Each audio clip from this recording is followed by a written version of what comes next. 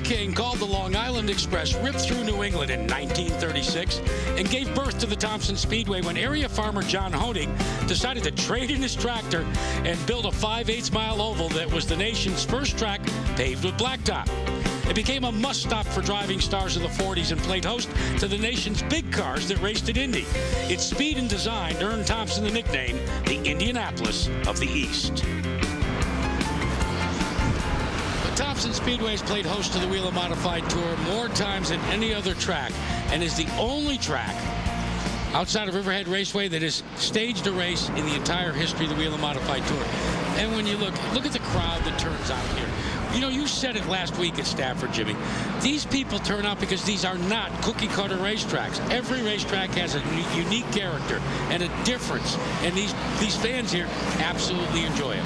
And the thing about the modifieds is they just enjoy watching. Here's our leader, Teddy Christopher, still lapping cars, but just really good racing. Car slowing down the backstretch. It is the 3 of Ryan Preece. It will bring out a caution, a much-needed caution. We're pitting, Mike. We are loose, right? That's the deal. You're listening to Mike Stefanik. He says the car is loose. He is going to pit. Wonder if Christopher will pit as well, because those are the 2 cars that have been out front that really need those 3 new tires. Yeah, I think what you're going to see is the 36 is forced to pit here. So is Rowan Penning. Bobby Santos has assumed the lead, but Zaggerty will take second. But Jackie, the 3 car was running ahead of Todd Zaggerty. He was really putting a pressure on. And once again, the car fails him again. It's just very devastating for this team. Probably going to ruin their shot at the championship. 19 years old, Ryan Preece driving for the legendary Bowler family, the number 3. Just so much history involved with that car, and he is getting an assist down on the pit road. So resetting under this caution, lap 95 has been completed, working the 96th. It is Ted Christopher, Rowan Pennick, Bobby Santos, Todd Zaggerty, and Ron Silk round out the front 5. And as we suspected, Christopher, Pennick, will come onto pit road.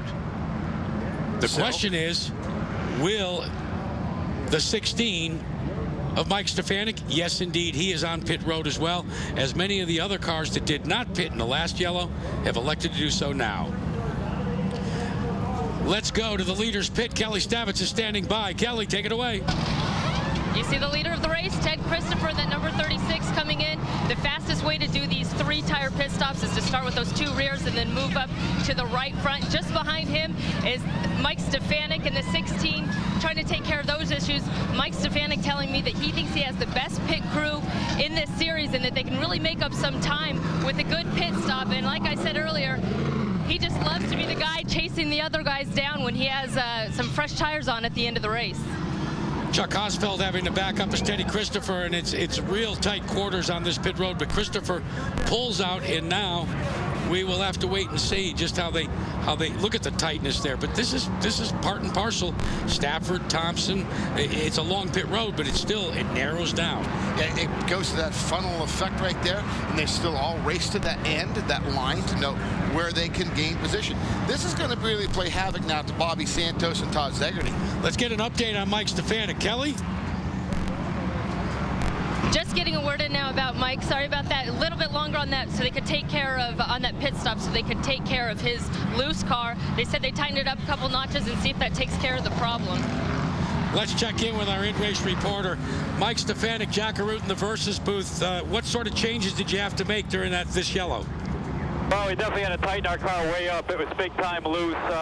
We're hoping, I don't know, I haven't got the word back from the team what the stagger came in at, but we went to close the stagger up some and put a little bite in the car and see if we can get back what we lost here. Taking a look at your car, it looks like you got some Dr. Feelgoods on the right side and on the left side. You take 3 or 4? I mean 2 or 3. A lot of the guys that came in late put 3 on, so you should see these cars from the back charging up through. Hopefully we're one of them.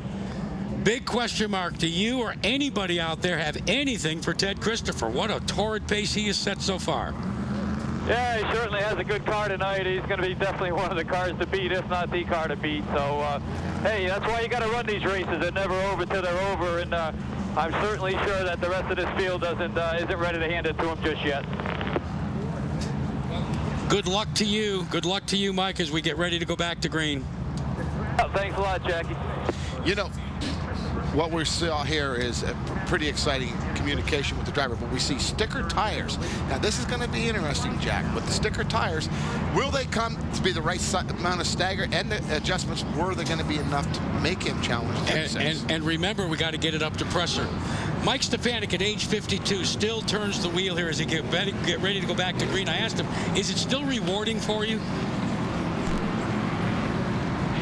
I'd like to think that I'm a thinker when I'm behind the wheel, and I've been fortunate to be with a lot of strong programs and always feel like I got to hold up my end of the bargain. Every year I feel I have to prove myself. So every year I put myself under the microscope, and I don't really like to make a lot of mistakes, but I do make mistakes. A lot of people get real mad at me when I do make a mistake, but they got to realize, hey, you know, I've been doing this a long time, but I'm still hungry. I still want it. I still want to win. I'm not here to ride around. I'm not here to wear a fire suit. None of that stuff does it for me. I want to be on the racetrack, going fast, wheel to wheel with some real great drivers. That's why I'm here. And that's about what he's about to do as they bring the field down. Szegedy and the yellow car, that's the 4 car. Bobby Santos scoots like a, well, toothpaste coming out of the tube to take the high side and the lead for the first time tonight. What's interesting, Santos started on the outside. He opted not to take the normal inside first position. Knowing the high side 1 and 2 is a little bit quicker, Jack. All right, Jimmy, these cars that are out front here, they actually have older tires than the Stefaniks and the Christophers. What's it like when you're driving with tires that are a little older? As a driver right now, 60 laps more on your tires, Bobby Santos, Todd Szegedy. They know Teddy's coming. They know. Oh, wow, Christopher. that was close. Tangled with Blewett in the 14. You could see the Nerf bars. You saw the smoke momentarily. Christopher was able to hold on to the bucking Bronco, though, and he has faded back to the 9th position. And this is what I was talking about. Is he going to make it through the traffic? And this is what Bobby Santos is hoping for. He doesn't get through traffic. He knows with them new tires, he will be a factor. Bobby 60 more laps on his tires than Teddy. Darrell Waltrip likes to call them Mr. Dr. Feelgoods, and right now the 16, the 93, and the 36 all have them on board, and they are chasing down the front 4 cars. Next car that Teddy Christopher will be going after is the Chuck Hosfeld's car. Christopher ducks to the inside, tries to get the advantage on Hosfeld from Ransomville, New York. He does in turn 1. He moves into the 5th spot. Let's go back and look at that fender flailing. No fenders, so it's actually Nerf bar to Nerf bar with Teddy Christopher. This is turn 3 and 4, entering turn 3 and 4. Blewett on the inside in the 14. Looks like he just moves on up like he doesn't use the brake. I don't understand if something happened to his spotter. Spotter let him down. Blewett was going after the 92, trying to go for position. That's the spotter's fault. Didn't tell him that Teddy was on the outside. But the veteran driver that Teddy is didn't panic, did a great job. Now he's in 4th position and closing fast. 106 laps have been completed. Let's go back. We talked about Bobby Santos. I ask you the question, is Santos now got his confidence back that he's leading? He is, but we see Teddy just closing the gap. Teddy, you know, to me right now, Teddy is going to really play a mind game on Santos, because I have a feeling right now the 36 car, Teddy Christopher, is going to make quick work of Ted Szegedy, and then after he's Todd up here, he's going to spin him out and come right up after Bobby. He will try to deflate Bobby Santos and take the point lead with him. Jimmy, you just don't see cars pivot like a Whelen modified tour car does in Sprint Cup competition. Why is that?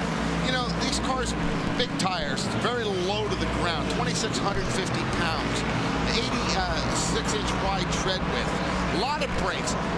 You know, if you're a race car driver and you love to drive a car that's mobile, with a lot of power, stopping power, good grip, that's a modified. There's about 6 feet separating the 4 car and the 36 car. There's 6 points separating Bobby Santos and the guy that dicks to the inside, the 36 of Ted Christopher. They have turned the wick up. Santos trying to hold on desperately to the lead here and his points lead. But there, rim riding down on the inside comes Teddy Christopher. Yeah, the tires are gone on the 4 car. Bobby Santos surrenders it very easily. Oh, look at the crossover. Back down in turn 1 and 2, but not going to hold on. Teddy Christopher right now got that perfect setup. Bobby Santos learned that at Indianapolis Raceway Park running midgets and sprint cars. They call it the crossover move, but he didn't make it stick with Teddy Christopher. 60 more laps on his tires, and as a driver, you know, as a driver, you say, I can only go so far. Bobby Santos has to settle in here now and say, you know what, I got to take second. Got his fingers crossed that something breaks on Teddy's car with about 39 laps to go. Let's go back and take a look at that move, because this is what makes modified racing, takes your breath away. There goes Christopher on the inside, gets the bite, but watch Santos. Down the hill he comes and almost makes it work. Almost made it work. And fans, he is running in excess of 140 mile an hour at the end of these straightaways. So a lot of speed that, you know, when you make a move like this. So, you know, 37 laps to go, Jack. Time's going to start running out on these guys. And for Bobby Santos, it reminds me of what my dad used to say, close is only good in horseshoes and hand grenades. And trying to take the lead in the Budweiser King of Beers 150.